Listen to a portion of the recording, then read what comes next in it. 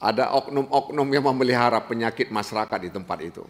Oleh karena itu layak dikutuk sebenarnya ya pelaku itu kalau memang dia benar melakukan itu karena sedang diusut. Ada satu peristiwa tadi yang sudah disinggung oleh Ketua Komisi 3, apa yang terjadi di Lampung atau Waikanan tersebut.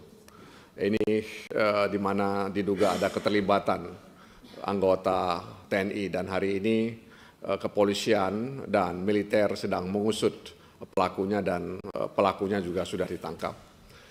Dan ini juga bukan peristiwa terakhir, ya. Itu yang yang diperkirakan oleh banyak orang. Mereka sebenarnya ingin bahwa ini peristiwa yang terakhir, ya. Tapi mereka pesimis bahwa peristiwa ini bisa menjadi peristiwa yang terakhir. Sebelumnya kita mendengar di Tarakan, ya, ada peristiwa bentrok antara militer atau TNI dengan anggota polisi. Ya.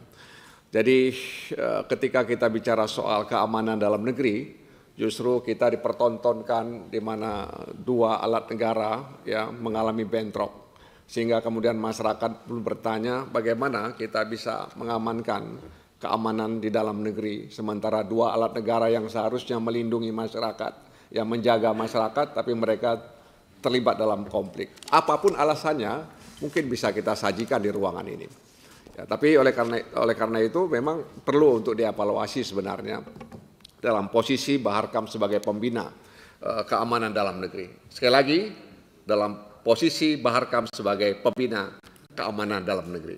Ya, bagaimana kita harapkan ini mudah-mudahan tidak terulang lagi peristiwa ini, ya, karena sekali lagi itu akan membuat publik bertanya, ya, bagaimana kita bisa menjadi pembina keamanan dalam negeri kalau kemudian kita dipertontonkan, diperlihatkan bahwa ada dua alat negara yang konflik. Jadi bulan Ramadan yang seharusnya menjadi bulan kedamaian, ketenangan, ketertiban justru menjadi suri berdarah di tempat itu.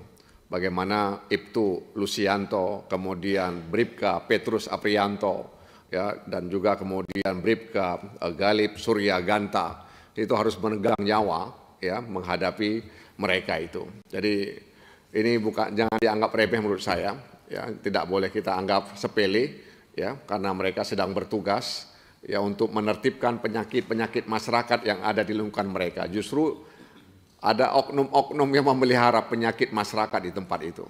Oleh karena itu layak dikutuk sebenarnya, ya, pelaku itu kalau memang dia benar melakukan itu karena sedang diusut.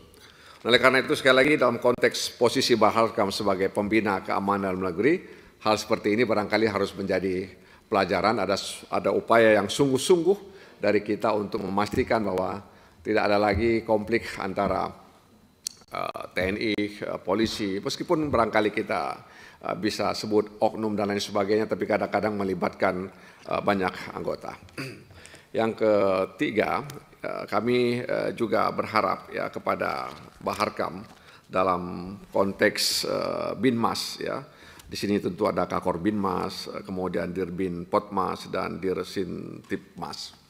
Mungkin perlu juga Bahar Kam memikirkan tentang desa presisi. Download Tribun X sekarang, menghadirkan lokal menjadi Indonesia.